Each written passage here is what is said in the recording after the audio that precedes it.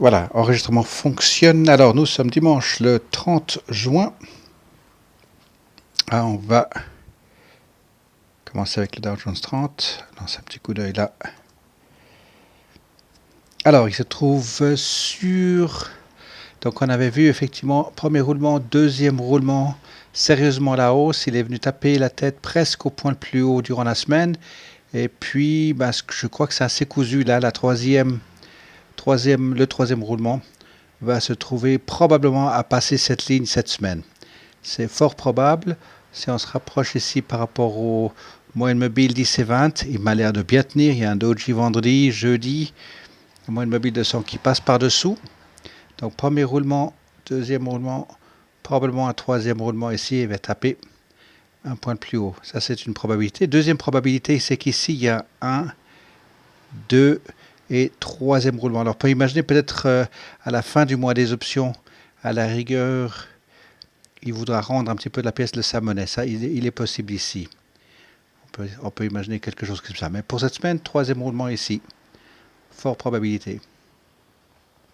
Alors, SP, on va prendre le large marché. Ah ben, il n'y a plus. Voilà, alors lui ici, je vais le remettre sur 6 mois. Lui aussi, il est bien tapé la tête contre ce point le plus élevé. Et puis, jeudi, vendredi, nous a fait deux bougies voulant venir frapper de nouveau cette ligne. Donc là, même chose ici, un roulement, deuxième roulement, troisième roulement. Et là, par contre, la différence avec le SP500, c'est qu'il va effectivement chercher et redépasser le point culminant. Très intéressant. Donc, marché reste vraiment super fort. On va se rapprocher un petit peu ici. De nouveau, moyenne mobile 10 et 20 et la 100 par-dessous. La différence ici avec le SP500, c'est qu'on voit qu'il est déjà en train de partir pour le troisième roulement par rapport au Dow Jones 30. On va regarder au niveau la technologie. Alors, qu'est-ce que j'ai tapé ici? CompuX. Ah ben, il est en haut. Voilà, donc il ressemble, il est en dessus de ma ligne, plus fort que prévu. Ici, il y avait, donc ici, premier roulement, deuxième roulement, troisième roulement. Probabilité d'aller traverser cette ligne possible. Et puis un peu comme le Dow Jones 30, ici, premier roulement, deuxième roulement, troisième roulement, on peut aussi l'attendre à ce qu'il vienne par là autour, on va dire dans ce quadrangle ici, dans ce triangle ici. Mais pour cette semaine, probabilité qu'il passe en dessus reste absolument très fort, très forte probabilité. Alors au niveau du VIX, et puis pourquoi j'ai pas mes lignes là-dessus? Je ne suis pas sur le VIX. Alors VIX, il est là. Voilà. Donc le VIX, effectivement, si nous le mettons sur une année, on a une année. On a une année donnée où le VIX se retrouve bien dans sa voie habituelle. On est en train de sortir de cette période où il y avait eu ces énormes moments très tumultueux comme ça, avec toute cette année, vous vous souvenez, où il était extrêmement élevé le marché, donc le VIX très bas. Et là maintenant, si on met bien ici un an, voilà, on a effectivement ouais, on a une année de données qui se trouve maintenant dans sa voie un peu plus entre parenthèses normale.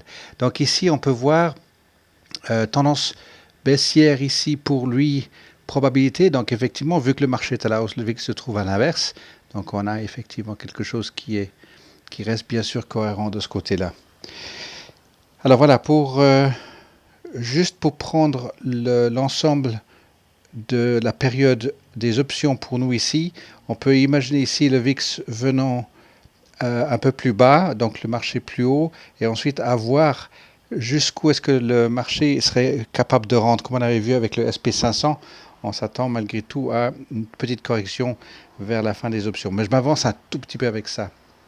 On va voir pour cette semaine en tout cas, c'est ce qui nous intéresse. Alors, on va prendre les unes après les autres, AEO. Je vais me mettre sur 6 mois. Et là, ça se dessine très bien. Cette ligne ici est devenue vraiment un axe autour duquel les bougies ont fait leur vie. Donc maintenant, ce que je vais faire, c'est que pour maintenant, je vais l'enlever. Parce que là, on voit ici ce premier roulement qui s'effectue et on attend maintenant un deuxième, voire un troisième roulement. Si on prend ici on va ignorer cette grosse bougie, un roulement, deuxième roulement. Donc AEO a cette capacité de nous faire ce rebond pour cette période entre ces deux lignes, bien sûr. Maintenant, j'ai tendance à mettre ces lignes des options. Fin des options ici, 19 juillet. Donc on attend effectivement un revers de situation ici durant ce mois. Les MACD sont bien situés, Stochastics bouge déjà dans le bon sens, RSI maniflow. Pour AEO, il est vraiment un support. Voilà, le terme ici, c'est support. 5 juin, donc au niveau des options, ça c'est OK. Qu'est-ce qu'il y avait encore? On reviendra sur les uns. Oh non, mais je vais les prendre comme ça alphabétique. Je vais faire tous les drapeaux bleus là. Alors AES, on le voit très bien sur la ligne. Donc là, je ne vais rien changer sur les lignes ici. Premier roulement, deuxième roulement, troisième roulement. On va deviner la suite. Quatrième et cinquième. Donc ici, on peut même, c'est presque téléphoné. On peut même imaginer qu'effectivement, 17 pour arriver à l'expiration pour AES. En plus de ça, vous avez la moyenne mobile de 100 qui arrive ici, qui plafonne bien ici. Donc il y aura effectivement ce moment plus ou moins latéral, alors qu'il y a les hauts ici sont un poil plus haut. Donc il y a une légère tendance haussière. Et puis ensuite, on va voir comment ce qui va tenir au-delà de cette période. Mais ici, ces 3 semaines à venir, ça va être plutôt en dessus, proche des 17, voire même passer un petit peu des 17 que du 16 pour AES.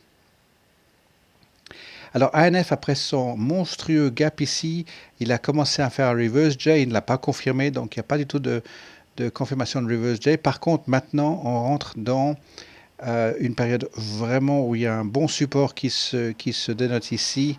À 15-30, on le voit bien, il est venu taper plusieurs fois ici, il a fait un premier rebond, puis là maintenant, 3 jours de suite, on voit qu'il part à la hausse. N'oubliez pas, vous avez ce gros MACD, comptez 6 à 8 semaines ici, donc au-delà de la période des options. Et puis le stochastique fortement en bas. Donc ici pour ANF, un support qui se dessine à l'horizon. Je me rapproche juste pour qu'on puisse voir les deux moyennes mobiles.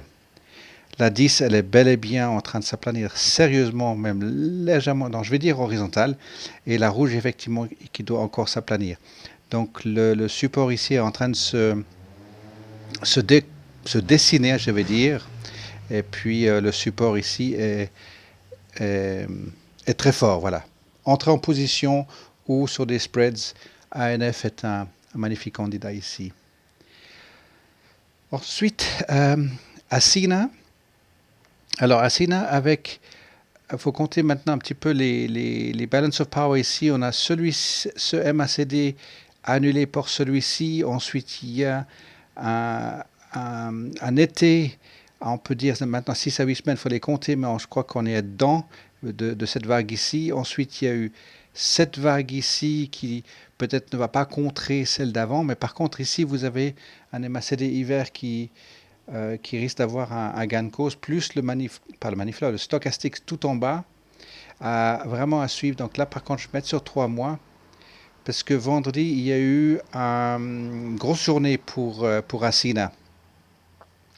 Alors, ça, maintenant, c'est vraiment à noter pour les jours à venir, comment ce qui va tenir ici à 64, et puis arriver à ce que les moyennes mobiles 10 et 20 commencent à rentrer en réaction. Puisque vous les avez vus ici durant le mois de mai, ça s'est fait, les moyennes mobiles se sont rencontrées, croisées, décroisées, ici pas croisées, et maintenant effectivement on attend le croisement. Donc ici pour juillet en tout cas, on peut imaginer que ASINE puisse revenir vers les 80, voire $1. Bien sûr, le $1 va être son plafond psychologique. Alors, je vais revenir sur 6 mois. Donc, ce plancher ici, ce support qui n'a pas tenu ici va devenir effectivement son point de résistance. Puis ensuite, on voudrait bien le voir sur le 1 et puis après repartir dans l'autre direction. Puis juste pour voir sur les 5 ans, n'oubliez pas qu'il y a eu cet énorme palier ici qui s'est fait durant la période effectivement 2011 ici, avec ce premier monstre soubresaut. Donc on attend la suite pour Asina. Je remets sur 6 mois. Alors, BlackBerry, grosse réaction en plein sur les earnings, bien sûr le 26, je crois que c'était. Et là, on a une bougie verte de vendredi. Donc, on disait laissez bien poser toute la poussière pour qu'on puisse bien le lire. Et celui-ci, on l'attend de nouveau en retour.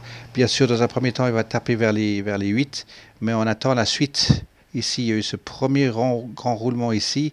On attend la suite pour BlackBerry pour arriver de nouveau vers les 9,50. Alors ici, c'est une opportunité, mais bien regardez au niveau analyse technique, puisque vous avez le croisement bearish ici avec les 3 moyennes mobiles. Et puis ici, de nouveau, il ne s'est pas décroisé, il confirme le croisement.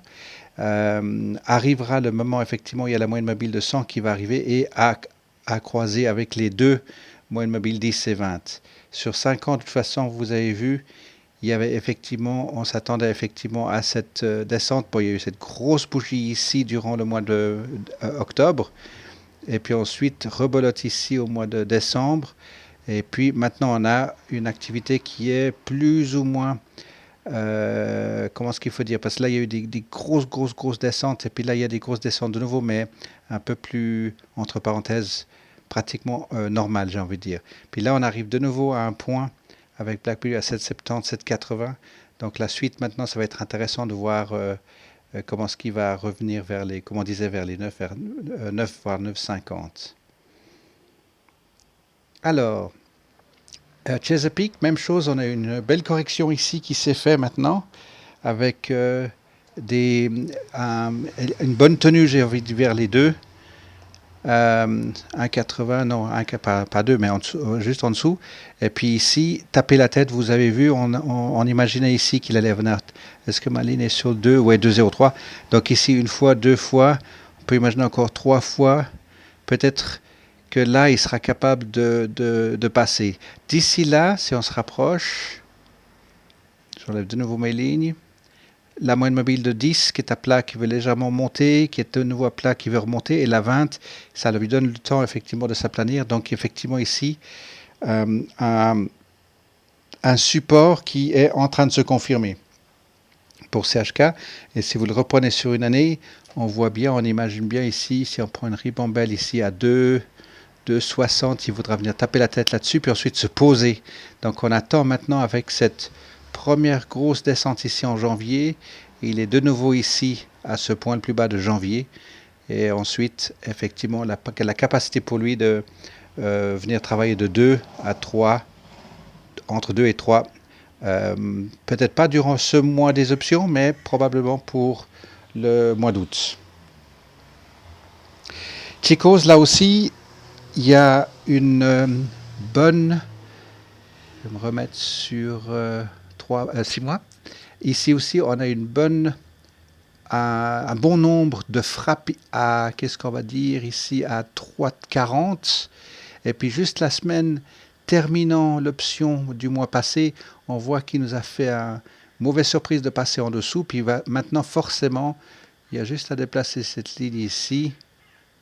Et vous voyez qu'il est en train de taper, là je vais mettre sur 3 mois.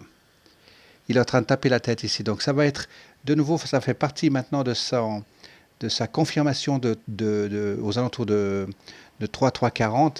On va voir s'il est capable cette semaine de faire la suite de ces 2 jours à la hausse, de venir passer en dessus, ou alors est-ce qu'il nous fait une petite ribambelle ici pour terminer le mois à 3,40. 2 probabilités sur CHS. Mais de nouveau, beaucoup de patience au vu de leur restructuration au niveau de tout ce qui se passe dans l'entreprise. Le rapport reste quand même intéressant et positif. Même chose pour GE, ils sont sortis d'une grosse période de restructuration, souvenez-vous. Et là, on a eu décembre, janvier, cette grosse belle confirmation avec un beau W ici. Et là, maintenant, même chose depuis février, mars, avril, il est en train de nous faire de l'horizontale. Il tient bon au niveau des earnings, il ne nous fait pas des gros soubresauts. Le dernier, c'était en octobre où il nous a vraiment fait la grosse dégringolade. Et je vais me remettre sur 6 mois. Et là, maintenant, alors oui, je peux mettre peut-être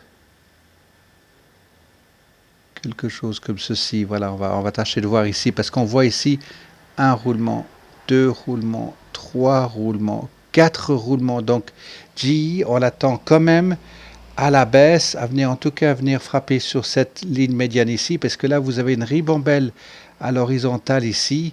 Alors, on va compter 7, 9, etc., ou peu importe, mais on s'attend à ce qu'il y ait un petit retrait probable pour GE, puis ensuite une montée. Il va nous faire les deux ici. Il va nous faire probablement une descente et une remontée, et on va le trouver, devinez, de nouveau entre deux strikes, 10,50, quelque chose comme ceci. Par contre, le 19 juillet est estimé les earnings en plein sur l'expiration. Si ça tient, ce sera le vendredi 19. Donc ça risque de l'influencer plutôt, on va imaginer vers le haut, parce qu'il y a la moyenne mobile de 100 qui arrive par le haut ici. Donc c'est une très bonne chose. On a même pas un palier avec la moyenne mobile de 100. Elle n'est pas en palier. Elle descend, elle corrige, et là maintenant elle fait un palier. Donc pour moi, GE est un point, j'ai envie de dire, pour ceux qui sont rentrés un peu plus tôt à 13, 12 et à 10, ben on va être très bien avec lui. Un peu comme Infosys qu'on va voir maintenant. Infosys, il est parfait après son split. Pour ceux qui ont vécu le splitting ici dans certains clubs, c'est parfait. J'enlève toutes les lignes juste pour rappel. Il a tout à faire pour lui. Donc ici, on est en plein sur son prix après split, avec les dividendes. Oui, il me semble qu'il y a des dividendes. Mais en tout cas, même mis à part les dividendes, vous voyez qu'il est en train de, sur ces périodes de court terme, ici, vous voyez vraiment des cycles qui se font ici. 1, 2, 3, 4, 5, en plein sur une option, un earnings, pardon. Puis là, maintenant, si je fais... Et je le fais large exprès ici, on a maintenant 1, 2, et on va ignorer ce qui se passe en dessous ici. 1, 2, 3, 4, et devinez, 5, on va imaginer qu'il est capable de venir de nouveau à pratiquement 10,80 pour pas dire 11. Donc on l'attend ici à 11. 12 juillet. Donc ça va être... Non, c'est 19, c'est en plein dedans. Attention les amis, oui, c'est juste... oui, c'est en plein dedans, 19 juillet. Voilà, donc influence ici avec les earnings. Il peut faire un pre-earnings rally où on verra ce qu'il va nous faire. Donc il se peut qu'il soit capable de venir à 11 ou rester à peu près dans ces eaux-là pour tricoter aux alentours de la moyenne mobile de 100. De descendre plus bas, je n'imagine pas. Je ne pense pas. De toute façon, il a la capacité de se reprendre. Voilà pour Infosys. N'oubliez pas, c'est un moyen long terme. Buy and hold. Je reviendrai sur JBL, LKQ, Marvel, NBR, Nokia, Oasis, Starbucks. Il continue son histoire impressionnante. Là, il avait fait, on avait vu le mois passé, la semaine passée, qu'il nous a fait cette grosse ribambelle de montée. Et là, maintenant, il nous rentre en petite période latérale. Je vais juste utiliser ça. On va s'attendre effectivement qu'il soit aux alentours de 84 pour terminer les options ici. La moyenne mobile de 100 est toujours en dessous. Donc lui, il fait sa petite histoire. Sketchers, même chose. Il est bien parti pour aller franchement à la hausse ici. On va juste lui mettre une ligne en dessous. Vous avez ici 1, 2 et revoilà 3. On imagine qu'il est tout à fait capable de venir jusqu'à hauteur de 33. C'est un 33, ça me paraît haut. 32 sûr, il peut prendre encore effectivement ceci, à moins qu'il fasse un quatrième roulement puis qu'il vienne vers les 33. Ça, c'est aussi une possibilité pour Starbucks. SWN, alors ici, on a maintenant, je vais piquer une ligne plane. Non, je vais en mettre une ici. Voilà, parce que là, maintenant, il est en train de nous dessiner la première. Je vais devoir me rapprocher. Ici, voilà. Donc on a maintenant ici, après cette...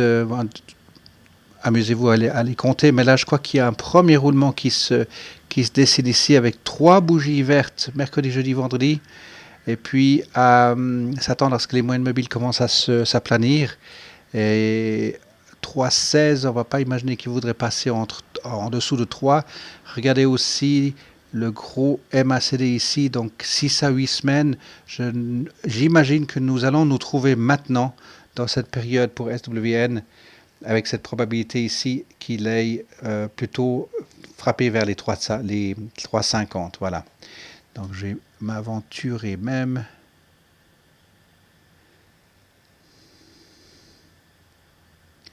C'est qui m'a mis cette ligne. Zut. Ok. Je vais en faire une autre. Hop.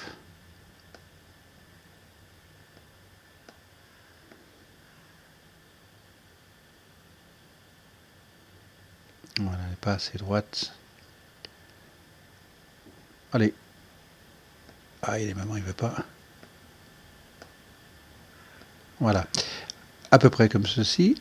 Moins large. Voilà, donc ici, premier roulement, deuxième roulement et troisième roulement. Puis ensuite, cette deuxième partie de MACD, il se peut que SWN veuille se trouver plutôt entre 3,50 et 4. Mais durant ce mois de juillet, on va imaginer qu'à 3, qu'est-ce qu'on va dire ici? Ouais, 3,40. Pourquoi pas, si le deuxième roulement ne dépasse pas, vous pouvez vous aventurer avec un call de 3, mais c'est un peu sport. Je préférais être très patient pour qu'il puisse reprendre direction plutôt vers le nord et puis de voir les prochains paliers. Mais ici, ce palier, il est entre deux strikes. C'est beaucoup trop loin entre le 3 et le 4. On va le laisser revenir ici dans un trimestre quand il sera à 3,75 et plus. Alors, UAA. Alors, en place sur les lignes, on va le remettre sur 6 mois. Voilà, vous voyez ici, ça se dessine bien après les earnings du mois de mai. Là, premier roulement à deuxième long roulement, ça revient plutôt à un cas d'école. Ici, les roulements numéro 2, en principe, sont juste comme ceci. Et puis le troisième roulement, bah, il se dessine vachement bien. On va juste le mettre sur une année. Voilà, il a ses capacités à nous faire ces grosses montées. Donc là, c'était beaucoup plus fort qu'imaginé la semaine passée. Puis cette semaine, bon, on voit qu'il a bien rendu. Et puis, terminer les earnings. Bon, on est loin pas des earnings, des options. On est loin des options, mais 27, c'est bien probable, voire même 28.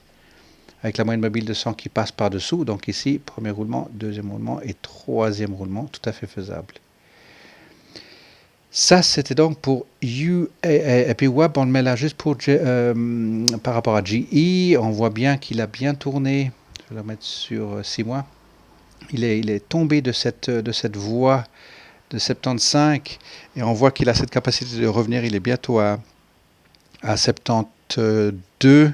On va imaginer cette semaine qu'il est capable de revenir ici jusqu'à la fin des options, de nouveau à 76. Donc il va se trouver de nouveau sur cette voie un peu plus habituelle. Voilà, on va le trouver dans cet angle-là à retour 80. Qu'est-ce qu'on va dire 80-85. Et puis Wendy's nous fait 1, 2, 3, 4, 5. Alors 6, je vais ignorer ça. 6 et 7. Donc là maintenant, le stochastique qui se trouve en dessus, le court terme en tout cas, la moyenne mobile toujours par en dessous. Il reste toujours bullish.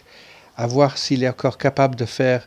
Donc on va le voir ici faire une petite descente à ce qu'il va faire 8 et 9 puisqu'il est sur cette lancée là. Et puis ensuite si on le regarde sur une année et puis sur 5 ans, est-ce qu'il est sur son point le plus élevé? Oui, il a maintenant touché son point le plus élevé sur 5 ans. Donc on attend forcément un retour. Mais pour l'instant, il tient bien. Il a vraiment passé cette période ici. On imaginait un peu comme pour du GE qu'il allait rendre et puis revenir vers les $16. C'était courte durée. Voilà pour Wendy's. Alors, je voulais revenir sur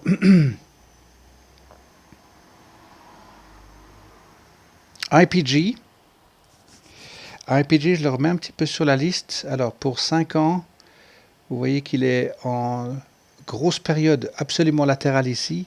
Donc peut-être que c'en est un à moins de $30, bien sûr.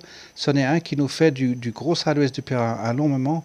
Donc à apprécier éventuellement, à voir si ça pourrait être intéressant pour faire à utiliser les roulements. Donc j'ai mis des lignes ici, c'est presque comme si vous voulez faire un flag pattern ici pour IPG. Donc on imagine ici un premier roulement, un deuxième roulement et un troisième roulement qui se retrouve serré ici.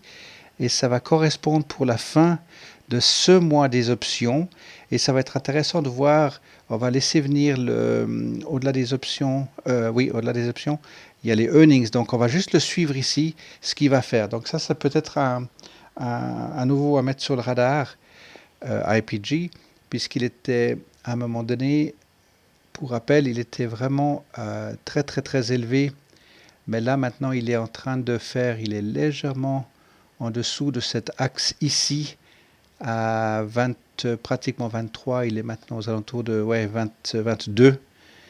Et puis, pourquoi pas, il lance un coup d'œil. Puis c'est une industrie totalement détachée de ce que nous avons l'habitude de toucher. Ensuite, il y avait JBL. JBL ici qui fait ce premier grand roulement, deuxième grand roulement, on laisse de côté ceci. Puis voilà, le troisième roulement où on voit, il est en plein dans la trajectoire.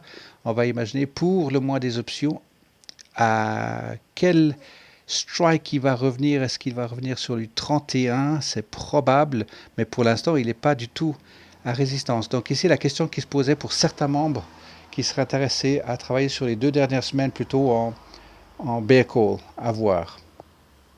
Voilà pour JBL. Il y a LKQ que je remets sur le radar également parce qu'il nous a fait cette longue période MACD été, mais plus ou moins timide, alors que maintenant on a cette grosse correction qui se présente ici. Donc ça va correspondre avec grosso modo la fin de l'option actuelle, le mois d'option actuelle. Et puis sur 5 ans, voilà ce que ça donne. Il est en train de nous faire son roulement vers le bas. 1, 2 et 3. Et là, maintenant, il se situe, pourquoi pas, dans un support ou une période de support qui peut être intéressant. Si vous mettez sur 1 an, vous voyez qu'il avait tapé très fort ici au mois de janvier. Avant, il l'avait fait ici, mais il nous l'a bien confirmé ici. Et on voit, si on reprend ce point ici du mois de novembre, l'année passée, il est en plein dessus. Donc je propose de ne plus l'ignorer. LKQ, ça peut être un candidat à rajouter encore sur nos listes. Voilà, à vous, est-ce qu'il y en a une que vous voudriez voir? J'ai ABB. Voilà, ABB nous fait une belle période latérale ici. Il n'y a plus qu'à tirer cette ligne ici. Et puis, voilà, on va le laisser effectivement faire encore taper cette barre ici. Très probable qu'il puisse venir carrément sur cette barre de nouveau. Et puis ensuite, on devrait le voir passer à plus de 21 $. Ça, on s'attend pour ABB effectivement qu'il revienne. Voilà, souvenez-vous, on avait mis ceci, il doit faire cette grosse vague sur le très très long terme. Voilà, aussi un autre candidat à ne pas laisser de côté. Voilà, est-ce que chez vous, de votre côté, il y en a une que vous aimeriez? Non, Ça joue? ça fait un bon tour là. Ok, j'espère que l'enregistrement a bien pris. Ouais, moi aussi c'est bon. Ok, je vais juste couper.